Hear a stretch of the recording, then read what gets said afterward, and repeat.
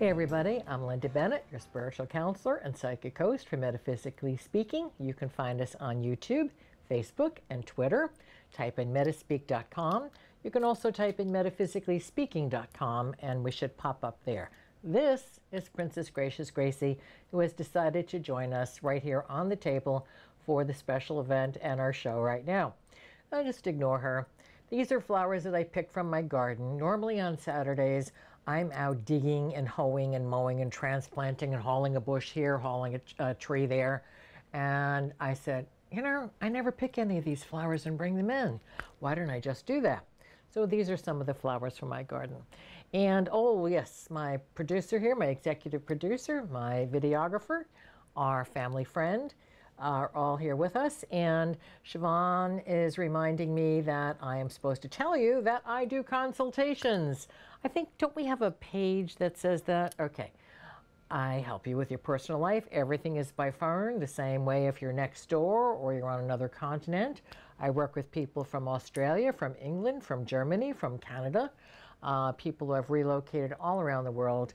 And I'm available, really, if you're on a way different time zone, I will try to accommodate you. The last consultation I would do would be 2 a.m. I don't like doing consultations after 7 or 8 p.m., but I will do that for my regulars and for somebody who really is in need.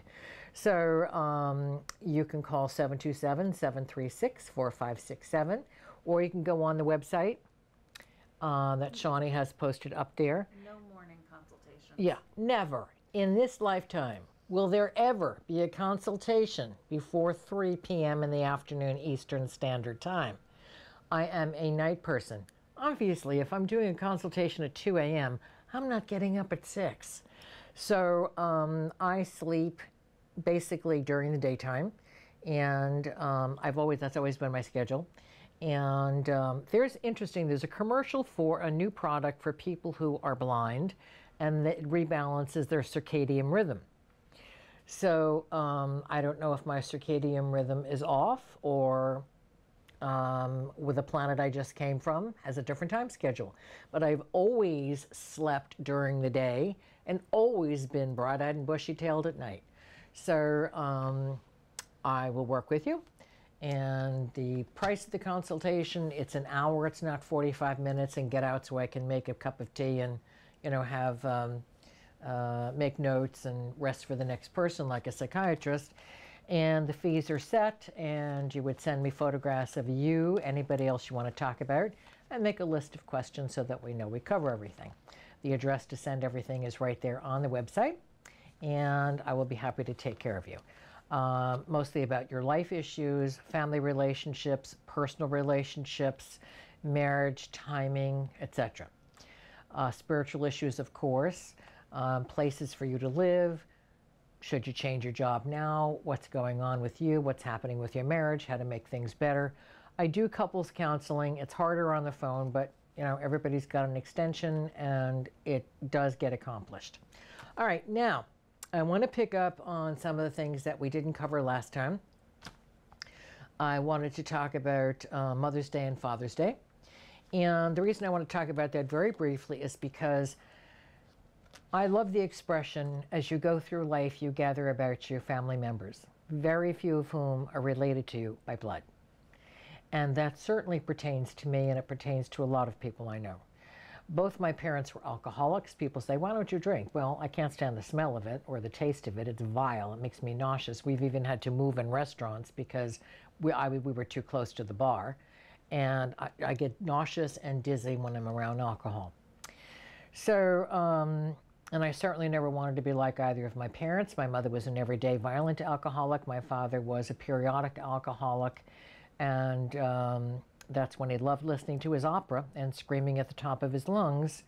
So I never wanted to be anything like the two of them. And fortunately, I'm not. I have a bit of my father's raw and dry sense of humor, but that's about it. So parents are people. There are two types of parents. There's biological and there's emotional.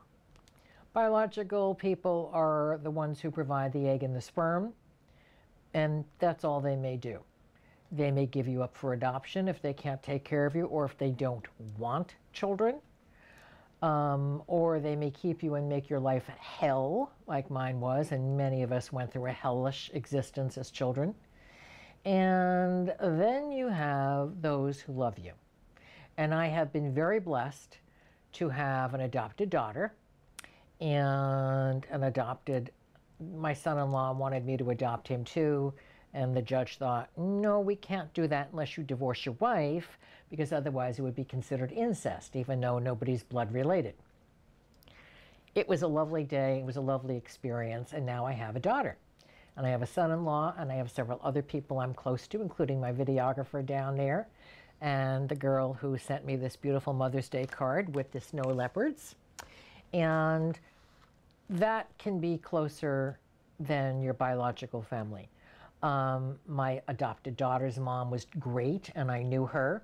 And when she knew she was getting ready to cross over, she asked me if I would always look out for her daughter. And I said, of course, I'm looking out for her now. I think I'm going to abandon her just because you cross over. And she was very relieved. I did the eulogy, half crying,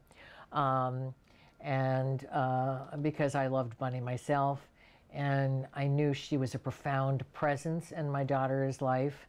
And that would be a hard act to follow. But you don't have to follow anybody's act. You just have to be yourself. You have to provide love and emotional support and caring and nurturing. And I hope I've been able to do that. You can be a fabulous father. Women die. Husbands are now fathers full time.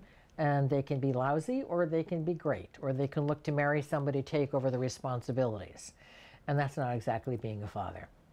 So if you are lucky enough to have a parent or an older person or a grandparent or an aunt or an uncle or an adopted parent who loves you and nurtures and tries to do the very best for you and be supportive and loving and caring, you're lucky. I did not have that. And many of us didn't have it. And some people say, well, you can't be a good parent unless you had a good parent. That is such polytwaddle drivel. I can't even tell you. You can be a good pussycat parent and never have had a pussycat before. You can be a good parent of goats, of sheep, of llamas, of anything. You can be a good parent of a person. If you're a good, kind, loving person, that's what you'll project onto your child. And that's all you need. And I want to thank all the people out there who are really good parents, whether you're blood related or not blood related. A parent is someone who nurtures and loves and cares, not just provides sperm and egg. Just keep remembering that. Okay, and what do I think about adoption? If you can't be a good parent, if you know you're not going to be a good parent, or you're too young, or there was incest involved, or you have no skills and no way of providing for a child and want the very best for your child, put your child up for adoption. If you want your child to be able to find out who you are in the future, make it an open adoption, or make the records available when the child is 21. And do provide good medical information so that the child has that. And if you don't ever want to be contacted, then good luck to you, because with computers these days, they can find just about anybody. But if you really and truly do not want to be found, leave the reason why you don't want to be found in the adoption. And hopefully the child will honor that. And you know what, people, here's another thought. If you say, well, I don't know where I came from. You came from God. That's all you need to know. You came from two people who had sex. Maybe it was making love. Maybe it was just having sex. And those are the egg and sperm donors. But the people who raised you, pardon me, and who loved you, those are your parents. You don't need to know who your biological people were. And guess what? It doesn't always have a happy ending.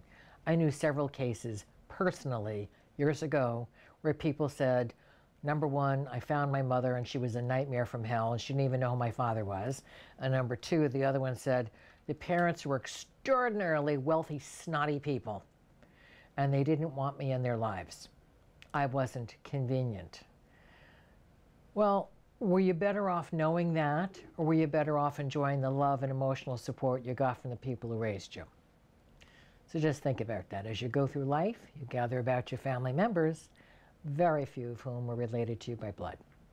Okay, I'm Linda Bennett, Metaphysically Speaking. You can find us on Facebook, YouTube, Twitter, and you will find old shows, new shows, radio shows, Lists of recommended books, lists of recommended TV shows. Are you all watching Lost Girl? Forget the lesbianism part in there, because in the concept of fae, which are the fairies, love is love, and who you're attracted to is who you're attracted to. That's not necessarily the case for humans, but that's a minor part of the story. The story is all about the struggle of someone who has a special mission in life, doesn't know it, finds out about it, finds about it in a very peculiar way, and then has to live through it and learn as she goes. And yes, it's a she. It's a she who's the heroine for once, instead of these idiot guys in capes. So it's a very good story. You have to start from the beginning, because otherwise it won't make sense if you just start out somewhere else. Okay, Born Again, Karma. You are with in this life. Oh, okay, okay. We're getting to that. That's my next little topic here. Oh, well, get with it already. Lost Girl, Warehouse 13 is cute. It's gotten stupid the last. I think there are two more issues, but some of the information in it is interesting, and how people handle adversity with no experience, and how we learn about different people from history. So check the recommended reading list and television watching list, and come up with anything on the History Channel, History 2, Discovery. Now there's a military channel. There's, what's the one that's hero? Oh, there's American Heroes Channel. Who knew? Science Channel, Animal Channel. Who doesn't love the shows with the animals who are compatible with each other, even though there are different species? There's a dog who loves a fawn, and she brings her babies back to meet the dog every year. There's a there's a swan that follows a man, a goose who follows a man, a cheetah and a dog. They grow up together as kitten and puppies, all kinds of great things. There also was a wonderful show. I, by the way, do not believe in hunting. I know that many of you think it's a great idea to go out and kill something. Well, the karma is you will be a human body in the animal that you have killed, not that animal, another animal. So if you like going out and killing deer, you're going to experience a lifetime as a human being in a deer's body and get shot. And there's a wonderful program. I'm missing a ring. What did I do with that? There's a wonderful program on PBS airing right now, and it's about I think he's a biologist, and he lives in Wyoming in the Rockies, and he became part of a mule deer family. Now, mule deer apparently are only 10 to 15,000 years old, and white-tailed deer are much larger. The Keys deer down in southern Florida are very tiny. And these deer are very, very adaptable to their surroundings, but don't care for humans. Why? Because they're all out there with orange vests shooting them to death. But he got to know them individually. And you look in these animals' eyes, and you know that there's a soul there. And it's an incredible story about him spending 7 years with these creatures, getting to know them, and they accepted him into their family. I was crying with the tissues. Make sure you have tissues. And how they accepted him, and how they brought their babies back to meet him. And the final segment is when one of the fawns that he watched to grow up brought back her babies to his farm area. So it's an incredible story. And if you think it's a really good idea to go out and shoot things, you got another thing coming. If you live in a part of the world where there's no other food and you want to survive and you don't have any vegetables or any fruits or any roots to eat, do what the Native Americans, the Indians did in this country, and you bless the animal and you thank it for its bounty and providing life and opportunities for you. Otherwise, we're not herbivore. We're herbivores, we're not omnivores. We are vegetarians by design, but you can eat the eggs because you don't kill the chicken. If you kill the chicken, you don't have the eggs. If you kill the cow, you don't have the yogurt and the milk and the cheese. So you want to make sure that you begin to understand that all animals, all trees, all flowers have souls. They're just flower souls. They're tree souls. They're not better than yours. They're not starting wars. You don't have many pussycats launching missiles. You don't have any elephants crash landing planes into buildings. So think about it. Who's more worthy on this planet? It ain't us. All right. We wanted to pick up on a question from Kristen. And if you have questions, please send them on email or call my office at 727-736-4567. I don't need your last name. You want to give me your last name, that's fine. But just tell me what the questions are and the topics you'd like to see covered. Because I know all this stuff. I've been doing it for the last million years, and I'm bored. I want to know what you want to know. And if you want to know it, 25,000 other people want to know it. So Kristen also wanted to know about the last show we covered Hinduism. And by the way, Sikh is S-I-K-H, because they are the Hindus who want to focus on the one aspect, one globule, nebulous concept of God, and they don't want to look at the different fingers and toes and eyelashes of the God force. They want to focus on the just one aspect, and it's spelled S-I-K-H if you want to look it up.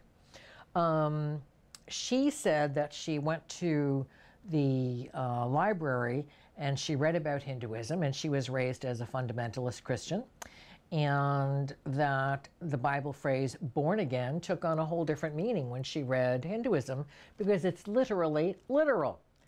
And she brought that back to her school, and they were not too happy with her, because for some reason they say, well, interpret the Bible literally. And then I say, well, A, which version? And B, when they come across something that they don't know how to explain or don't want you to understand the real feeling of it and the real interpretation, like reincarnation and born again, they change it to mean that you accept Jesus.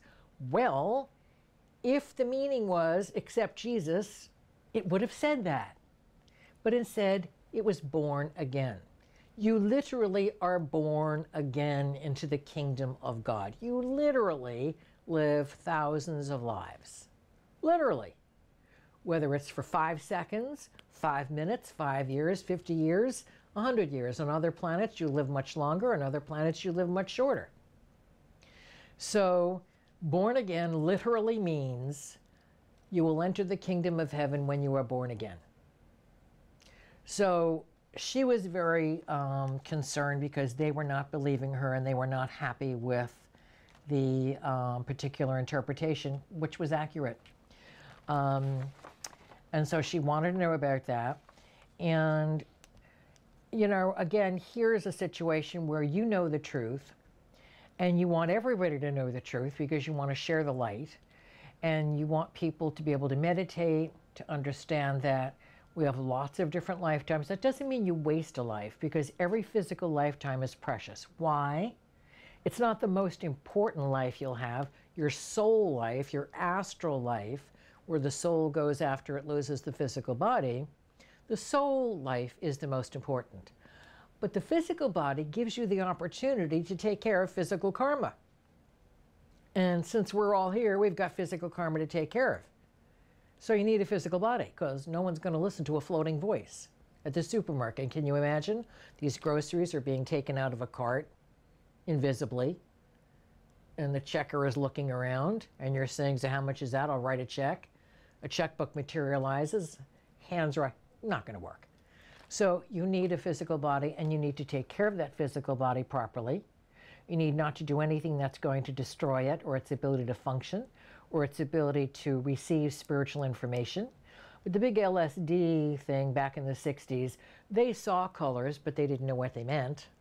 They saw clouds, they saw whatever they saw, but they had no way of interpreting it because they didn't get it through effort. They just took a magic tablet and they were floating in the sky. That's great. It's like watching a movie and not hearing it and not understanding it. So you will get these answers through meditation. And I don't care if you say, well, I'm not sure I can meditate, but I can stare at a tree. Stare at a tree. You'll get more feeling from the tree than you will most churches or temples or synagogues. Because a tree is alive with God's thought. A tree is a wonderful gift to the planet. It's a wonderful gift to us. Why do so many people who live near trees or live in parks sit on the grass against the tree and read the book? Because they're getting the energy, they're getting the blessing, they're getting the benefit. And so if you want to feel God, go into nature. If you live in the city, go into a park. Or get a ficus tree and put it out on your balcony, or an azalea bush, or whatever. And let it grow in the sunshine, and sit out there with it and talk to it. And thank God and the angels and the fairies for the blessings of this plant or this tree. So born again literally does mean, yes, you are going to be born again. And when you finish your physical karma, then you have the astral karma, where you deal with a lot of emotional issues or spiritual issues connected to the emotional issues, but you don't need to be in a physical body anymore. And then when you finish that level of existence, you go into the causal world, where it's strictly spiritual interpretation, strictly spiritual clarification for you, now that you have gone to school, so to speak, and graduated to that level. And then you go back home. So there are 3 levels of existence: body, mind, and spirit, physical, mental, intellectual, and spiritual, and physical. Physical, spiritual, intellectual. The physical, astral, and causal life. Jesus took 3 days to come back to life. He wasn't really dead. I'm so sick of the story of Christmas, I could just cry every time I have to go through it, because it's so simple. And if you think Jesus was important, you have to understand his mother and father were also important. And the people around him were important, and part of this organizational deal to come through to the planet, have difficult lives, wind up being hung up on a cross, but fortunately taken down in just a matter of hours, not diminishing the amount of pain. But he was given hyssop, which is a painkiller and an analgesic and an antiseptic.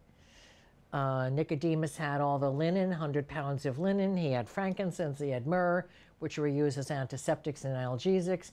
He was bathed, he was packed in those, with those antiseptics and analgesics. He was nourished, he was given water, he was taken care of, his wounds were wrapped, and then after 3 days, which took time, because I believe the Christ or Jesus spirit left, and the original spirit, which we feel was Zoroaster, who predicted Jesus' coming, came back into place. When they say Thomas stuck his hand in his wound, he really did. He really did. Judas Iscariot was his cousin, as far as the research is showing. Some people say he was his brother.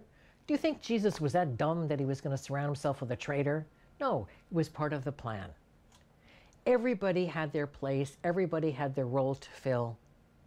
And Jesus and his wife, Mary Magdalene, left with his mother, his father, and Nicodemus, who was a well-known, wealthy merchant traveling up through France and England and Ireland and Scotland. Well-known, well-traveled businessman. So if you're thinking, gosh, how could we have reincarnation? Jesus just came once. Jesus talked about the fact that he had been here before with Elijah. He was Elijah and somebody else was Elias. It doesn't matter, people. You can say, Linda, you're full of it. I don't believe any of it. That's great. Because maybe you had a very religious upbringing, and that can turn anybody off. Because if you think for yourself, if you look at a tree, if you look at a bird, if you look at a pussycat, and you watch their eyes and their expressions, you know there's more to life than what you've been taught in Sunday school. And if that's as far as you get, you're doing okay. So being born again literally means born again. By the way, most of the Native Americans talk about when it's their time, they come back. Aborigines believe the same thing. Huna, which is Hawaiian spirituality, same thing. People from all over the world understand reincarnation. If you study the Kabbalah, which is the ancient Jewish mysticism, they teach you the same thing. Many of the Catholic monks and nuns with different, what do you call them, delineations or whatever, the different organizations, whether they're Cistercians or whether they're Benedictines, teach you the same thing. It's all a big secret.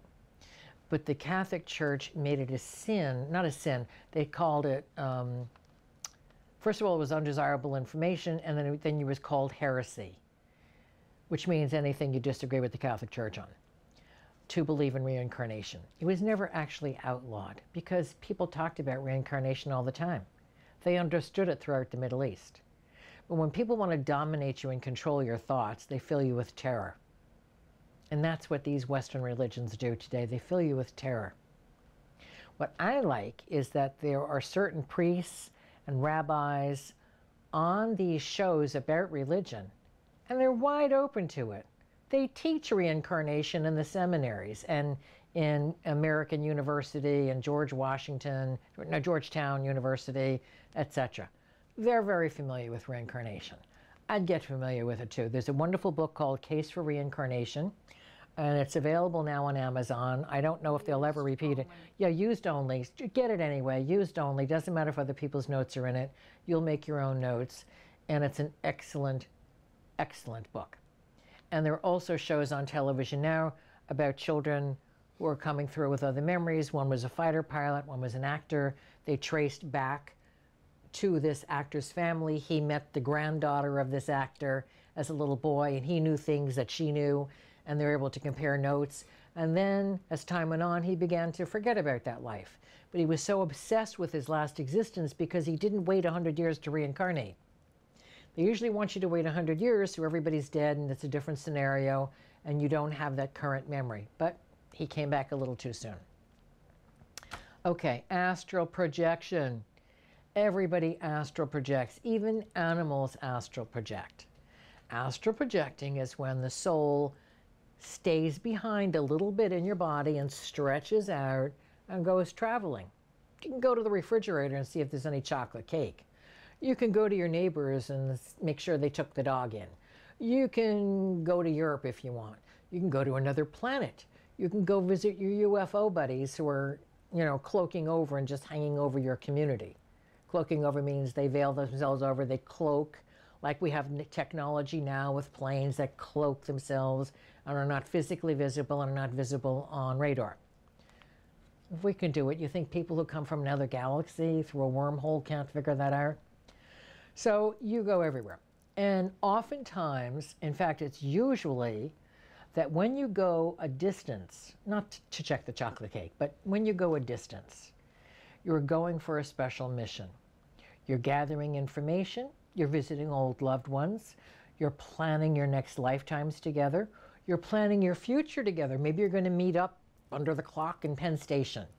Maybe you're going to meet up at a class reunion. Maybe you're going to meet up through family and friends. And you're getting ready for that meeting. And you're feeling each other out to determine whether or not you're going to be compatible. Is it just supposed to be a hello reunion? Is it supposed to be a hello, let's be friends? Is it supposed to be a hello, we're both single, we're both compatible, we've been lovers in other lifetimes, husband and wife, brother and sister, maybe we should consider getting married.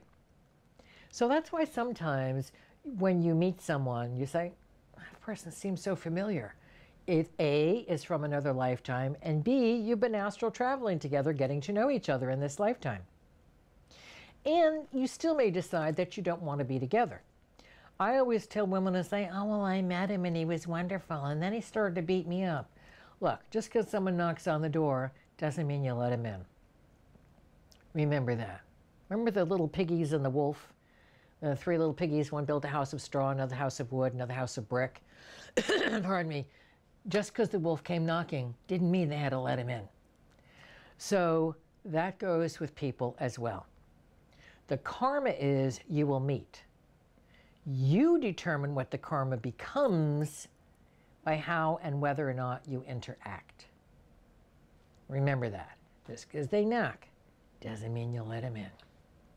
It's like the old vampire concept, you have to invite us in. What do you want to say? I just want to say. This is my executive producer, Shawnee. I just want to say that it's not even, from what I've learned from you over the years, it's not even that severe, like, oh, I think you're terrific, but you're beating me up. It's also, oh, I think you're terrific, clearly we have karma together, but it's not right for this lifetime. Can you talk about the middle of that? Yes. You decide that, yes, you like each other, you know each other, there's something familiar about each other, but you're working on a certain part of your life and he's working on a certain part of his life, and to break that flow for each of you would be wrong.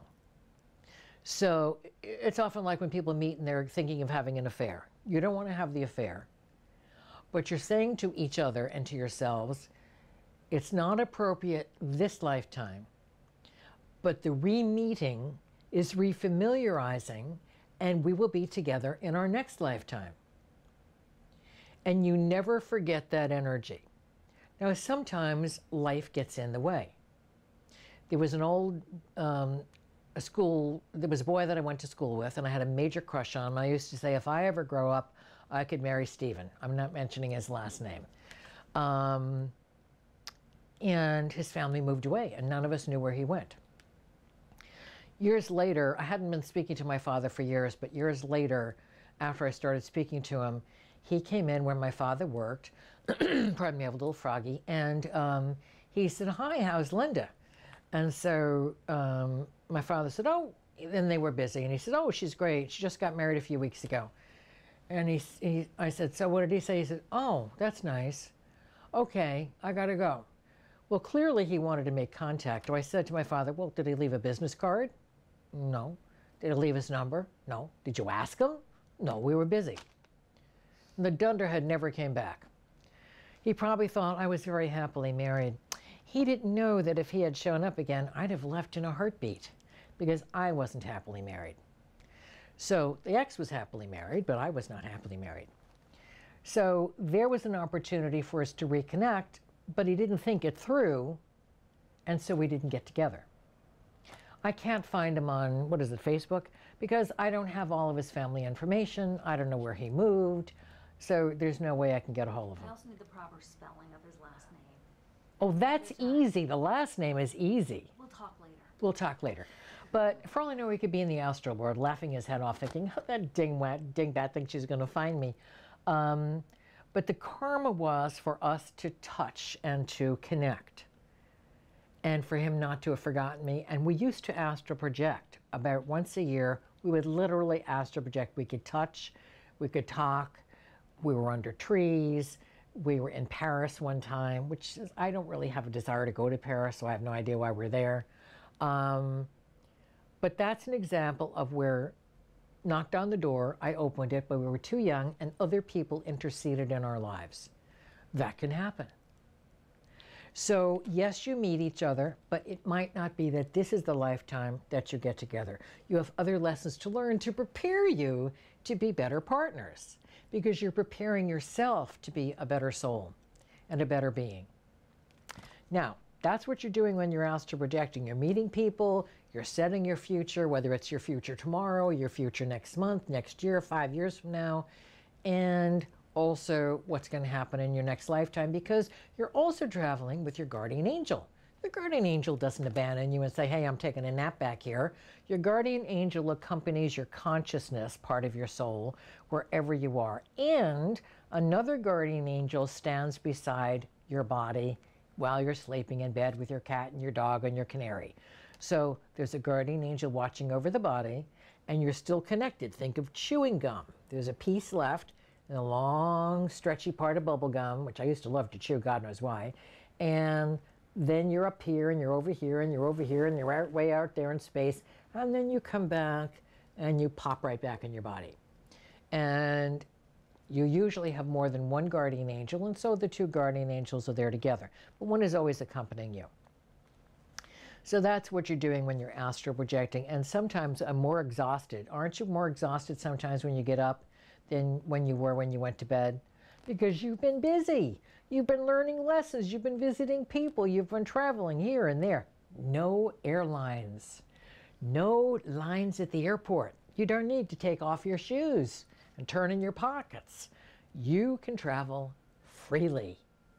It doesn't cost a dime. Okay, so we took care of everything for Kristen. Tasks, yeah. Well, you know, you don't need to recall all the details of an astral projection, and I'll tell you why. You're taking care of that karma while you're asleep, because there is astral karma you can take care of. And it would interfere with your daily activities if you remembered everything you were doing that night. But you know your mind is clogged and busy as you're coming back, and you think, oh, God, did I sleep at all? What happened? And then that sort of wears off after your shower and your breakfast, and you kiss the cat, you kiss your spouse, and off you go. So you don't need to, but what'll happen is, if there was something really important and meaningful for this lifetime, when it does occur, it's going to be familiar to you. You think, where did I meet this person? Where did I experience this? In the astral world. So if you need to remember, you will. Sometimes, and I've talked to doctors and nurses, and they've said they've come across an emergency case. They didn't study it. They had never seen it before, but all of a sudden they knew what to do. That's because they were prepared, maybe the night before, maybe the week before, in the astral world. So when the event occurred, they knew immediately how to handle it. So that can happen as well. You're prepared for an emergency situation. Okay. Now I wanted to talk about this mindful state that they're talking about. Time magazine ran this feature February 3rd. And it's talking about mindful meditation. And I don't know if you can get this picture. Okay, you'll get it later. We're gonna pop it in for you. But it's a picture of a giant, it's Central Park, I think, in New York. And people are walking around peacefully, mindfully, meaning they're focusing on their inner soul selves. Maybe they're focusing on a distant tree, and they're really trying to learn to focus on one thing at a time. Maybe they're learning how to focus on an object, a thought, a color, a crystal, a flower, a pussycat, puppy dog, bird, a concept.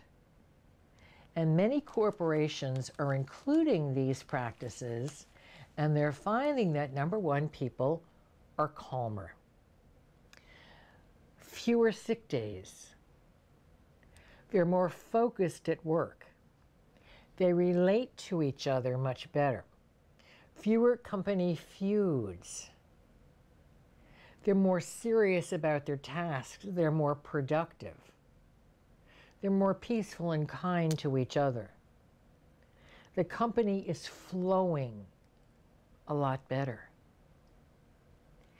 Everybody benefits. Whether it's a mindful practice, which some people call walking meditation. When you're a yogi, the strict interpretation is mindful is great, but meditation is when you sit quietly. Prayer is when you talk to God. Meditation is when God talks to you. So if Human Resources says we're going to have a lecture on mindful meditation, don't say, oh, I'm a Catholic, that's awful. Jesus meditated, and Jesus was Jewish. So if it's good enough for Jesus, it's good enough for you. Focusing on your soul and on yourself and on things you can do to help others, that's always a blessing. How is that bad? How could that possibly be bad? And if you say, well, I'm not too crazy about people, sometimes I'm not either. I'd rather help a bird and a squirrel. I've got a menagerie every time I open the door, sitting out there waiting for me. So you can help the animals. You can help the plants. You can help the butterflies. You can help in some way and make the planet a better place. So I love this mindful meditation. It says, finding peace in a stressed out, digitally dependent culture may be just a matter of thinking differently. And this is talking about that, and I would suggest you check it on YouTube or whatever people check their information. Google, is it? Whatever. It's kind of ironic I'm completely illiterate. Kind of ironic. It is ironic that I am on On a digital media. and I know nothing about it, because the more electronically involved I get, the more it confuses my psychic energy. When I would walk into the TV station, nobody even bothered turned around after a while, because the monitors would go like that, or they'd go blank, or they'd get all kinds of snow and interference, and they'd say, "Oh, Linda's here again." I would have to walk back out, suck in my energy. I began to learn to suck it in, just pull myself in tight, and then walk into the studio, and I wouldn't disturb anything. But boy, were they annoyed at me for a long time. This has to do with that. When you were talking about consultations earlier, and people can only do it over the phone, sometimes people ask me, "Oh, well, what's the difference? I really want to be in the same room with her." Could you address that, please? You can't be in the same room with me anymore, because we closed down the temple, and the TV show went off the air based upon Scientology and the cooperation of the crooked mayor at the time. Just off that channel, we've always been on TV. Yeah, we've always been on TV, but on that particular channel where I did the show from mainly, and he was also an executive at the station, I had a feeling, talk about following your intuition. We were asked to sign up for another 3 years, and I was really unhappy with the landlord, and I said no. Everybody was all upset, and I said no. It's more expensive. We're not getting the services. We have not gotten the services in 8 years, and I'm not signing up for another thing, because it'll be under my name and I'll be screwed. And I'm tired. So we didn't sign up, and the show went off the air the month before 9/11. And I got a lot of calls. I got a lot of very supportive calls, because I had predicted this for years, that they didn't do it right in 1993 when they bombed that garage. And I said, but they're going to do it right the next time. And I got a lot of calls saying, "Linda, you were right. Can't you come back on the air?" And then a lot of calls from some really nasty people who said, "Who do I think," I'm cleaning the language up, by the way, "who do I think that I am, that I'm not on television explaining this? Why is my personal and private life more important?" So to those people, have a nice day. You can't come because I'm at my house. And the way the office is set up, you have to walk through my entire house and my private life. And I don't want that. But we still had reruns. The TV show has always been on air. The TV show has never been off the air since I started it. It's been on somewhere. I don't mean to on interrupt. TV. My question You're is, turning into a pest. I'm sorry. I want to come and have a consultation with you, But they can't come into my house. I know. Is it still effective over the phone? Just as effective as it is from Germany. Just as effective as it is from Australia recently. Just as effective as it is from, what's the coast of Canada over there? British Columbia. Your voice is your voice. All I need is your voice. And I used to get kids sometimes calling, thinking they were little smart guys, calling with a stupid question. But I would answer what they really wanted to ask, but were ashamed in front of each other. And then I'd go, "Oh, thanks." And quick hang up. For some reason, that electronic device doesn't bother me. If people want to record the session on their end, they can. When people would bring their tape recorders into my office, their tape recorders wouldn't work. They'd think they were working, it would be testing. I'd say, "This is Linda Bennett, counsel with so-and-so and so-and-so on such and such a day." That would be there. They'd get home, they'd play it back, nothing. Not a thing on their tape. If they recorded it on my machine, they'd have a full consultation. My machine was used to me. I was used to my machine. It is just as effective, and you send me a picture of yourself and pictures of anybody else and your cat or your dog that you want me to see and that we're going to talk about. It's just as effective. I frankly don't want people schlepping through my kitchen. I don't even want to go through my own kitchen. It's such a mess right now.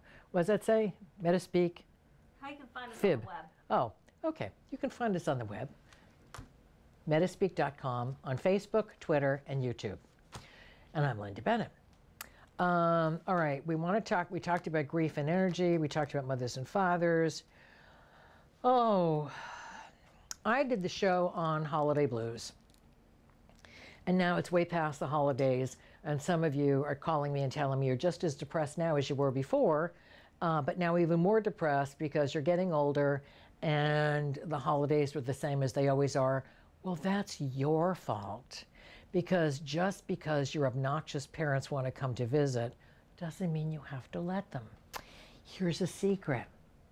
The cruise lines are booked up the wazoo, and so are destinations like the Disney places and inns and beds and breakfasts all through New England, ski resorts. They're booked up the wazoo because people don't want to spend the holidays with their families. Oh gosh, can't come this year, going away. It's up to you whether or not you choose to be abused, whether you let them come to your house or you go there. It's up to you. You're a grown-up. You decide, oh, my mother will be hurt. Well, maybe your mother will learn a lesson by you not being there. Or she'll get your picture and throw darts at it. Who cares? Life is very short. Life, when you're 15 or 20, you think, oh, it'll never be over. When you pass the age of 40, suddenly you realize the time between you're born and the time you're dying is much shorter now. So spend it with people you love, who love you, who treat you well. And the heck with the rest of them. And if one of their feelings gets hurt, they'll survive. And they'll spend every single holiday talking about you and how you're not there and you don't love them enough. You'll be the focus of attention instead of the butt of their nasty behavior. So that is my advice for your holiday blues. And the other thing is, don't make resolutions for New Year's. How many resolutions have you actually kept? Huh? What's that? Yeah. So what I would like you to do is make a life list. Number one, with the description that we talked about in the last show of all the qualities that describe you, physical, mental, spiritual. Make a list of things that you're doing now on an everyday basis. Are you a school teacher? Do you grade papers all night and you have no life? Are you an engineer and you work overtime and you have no life? You're getting a theme here. Are you a crazy cat lady who's got like 25 cats at home? Because you love cats and I love cats, but I'm not having 25 cats. I've got the one, and for the time being, I've had 3. And 3 was fine. They all worked well together. They loved each other. And are you someone who is afraid of going out the door? Are you someone who is selective about the people and has good quality people in your life? Make a life list of what's happening now. And make another list. List because we're physical beings on a physical planet, and a list is a physical thing. So don't think I'll just have it in my head, because you'll forget. Make a list of things that you would like to accomplish between now and the time you cross over. And make it realistic. You're not going to be a ballerina at 40. Not happening. But if you want to learn how to play the piano, you can. And oftentimes you can go to the piano teacher's house and play on that piano. And they'll let you, for extra fee, stay afterwards and practice. You can learn how to play the piano or the guitar. You can rent a guitar. You can rent an instrument. They'll wheel the piano right in your living room. If you want to sing, go to the local church choir, or go to the YMCA or the YWCA. Find out who's got a choral group. Many towns have their own choral groups. And you can join the choral group. And if you can't sing and you're off key, maybe you can play the piano. Maybe you can check on the sheet music. Maybe you can be part of the organization somehow. Not everyone has a great voice. But you can participate somehow and make that dream come true. But it's not going to happen sitting in the house twiddling the thumbs watching Days of Our Lives. You have to begin to make these things happen. So write down this list of things that you would like to accomplish before you cross over. Or it's a bucket list, if you want to call it that. And look at it realistically, redefine it, and make some of these things happen. And I promise you, you will have a change of consciousness. You'll have a change in your self-esteem. You will feel like a new, improved person, because you will be a new, improved person. You will have made the effort to have a dream come true. And you may have to modify that dream. Probably you're not going to be a movie star, but maybe you have good facial structure and you have a good voice, and you could do commercials. That's very hard to get into. What's also hard to get into is voiceovers. I tried that years ago, and there was no opening. And I knew a guy who did it. Someone said maybe he's jealous, but I couldn't do men's voices. But you can make other things happen. Even if you have 10 things on the list and you make 3 things happen, that's 3 things you weren't doing before. I promise you, the holiday blues will be a thing of the past. Take control of your own bloody holidays. And if you say, oh, I'm going to see my mother, she's going to die, and I'll die without seeing her, see her 2 weeks in advance. Because you're already packed to go on your cruise or on your ski trip. And she says, well, why don't you want to be here? Say, because every year I get picked on. Every year I'm the butt of jokes, and I'm way over it. Well, we love you. Well, if you love me so much, you wouldn't make my life miserable. So I'm here saying hello to you, and keep Uncle Joe and Uncle John and Aunt Susie and Aunt Mary away from me and my stupid cousins and my nasty brother. I'm here to see you. Let's enjoy our visit and then leave. So you'll have seen Mumsy or your grandparents or whatever for the holidays and gone off and enjoyed yourself with loved ones. That's taking control. That's being a grown-up. Okay? It's being a grown-up. Instead of mommy and daddy's little baby girl. Be a grown-up. Okay, what else did we want to talk about? We did Seek. We did Redefining Yourself. Oh, astrology. Okay, astrology is like a 25-hour course. Some people say, should I train to be an astrologer? Back in the 80s, astrology was very big. It dwindled because it's a huge study. There's a study of astrology just with the moon position. There's a study of astrology just with nodes. What are nodes? They're extra positions in your chart. They're like salt in a sauce. They influence everything. You have a north node and a south node. And they influence everything. They're positions based upon your birth. And they have such a tremendous impact that some people just look at the nodes and they define just about everything in your physical self, and your mental self, and your spiritual self. There are studies just on the sun sign, just on Venus, which is your emotions and your love and your affection, just on Mars, which is your temperament, just on Saturn, which is your life lessons, just on Pluto, which is, yes, it's still a planet, I don't care what they say, and it does have an effect, which is the planet of the occult or hidden mysteries. The reason your generation, because it's a generational planet cycle. And so therefore, what is the karma of your generation? How are you fulfilling your mission? Uranus, which is a universal perspective, not just little you here in Brooklyn, New York, or Nebraska, or France, just little you here. No, it's you and the rest of the universe. How do you relate? How do you view the universe? How do you view other planets? How do you view other lives? How do you view the forests and the trees and the valleys and the deserts and the creatures? So there are positions that you can study. Your ascendant, your rising, which is what your sun sign will be in your next lifetime.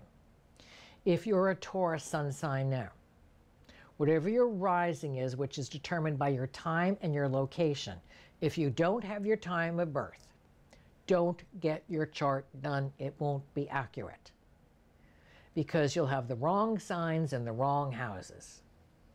There is astrology just based upon the actual chart itself without any planet placements. And you're thinking, oh my God, this is a life study. It is. And if you love mathematics, you can create your own chart. There are very few computer programs that are worthwhile. Now, 1-800-MAPPING is a firm I've recommended for years, and apparently a company in London has taken over. And I looked at an astrocartography chart, which is your astrological chart on the globe, and it'll tell you the good places and the bad places, the good places you want to live, bad places you want to avoid. And it's a different chart. So I'm working on a chart now, and it's much more difficult because it's much smaller, and I'm not too thrilled with the exact program. But if you want your astrocartography done, it's 1-800-MAPPING. I get no financial remuneration from them. And you can ask for the explanation book, and good luck. Because if you don't understand astrology, you're not going to understand that. I charge you a full $150 to interpret that. And what I do is I color code it myself. I send you fax you a copy so you have it for the consultation. And then I'll send you your original. Sometimes you want me to keep it, and I'll keep the copy, and I'll send you back the original. But it's forever in this lifetime. It tells you where you should live, where you should do business, where you might find the love of your life, where you might find some really good friends, where you should relocate, etc., etc. So the reason a lot of people fell out of interest in astrology is you have to retain a lot of information, you have to be well informed, you have to be flexible enough to know what your limitations are. The astrology chart is a menu.